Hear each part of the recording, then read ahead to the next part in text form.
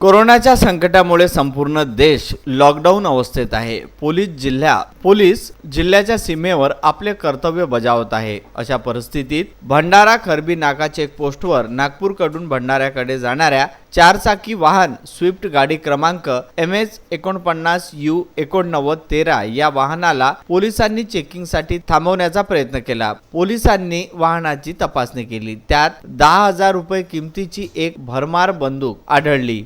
त्यात 4 आरोपी बसले होते। या चारही आरोपी विरुद्ध गुन्हा दाखल करून त्यांना अटक करण्यात आली आहे। या कार्यवाही दरम्यान पोलीस अधीक्षक अरविंद सावळे, अप्पर पोलीस अधीक्षक अनिकेत भारती, उपविभागीय पोलीस अधिकारी रीना जनबंधू, विभाग भंडारा यांच्या मार्गदर्शनात जवाहरनगरचे ठाणेदार पोलीस निरीक्षक सुभाष बारसे आदी पुढील तपास करत आहे। विदर्भ न्यूज करिता काल आम्ही स्वतः PSI राऊत साहेब आणि कर्मचारी असे हजर असताना नागपूरकडून एक स्विफ्ट गाडी भंडाऱ्याकडे जाण्यास करता आली होती।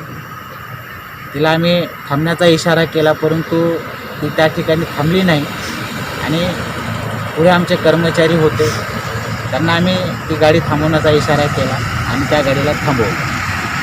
एकूणच त्या गाडीच्या हालचाली ज्या आहेत त्या संशयास्पद वाटल्यामुळे आम्ही पूर्ण गाडी स्टाफच्या मदतीने चेक केली असता त्या गाडीमध्ये एक भरमार बंदूक आम्हाला मिळाली।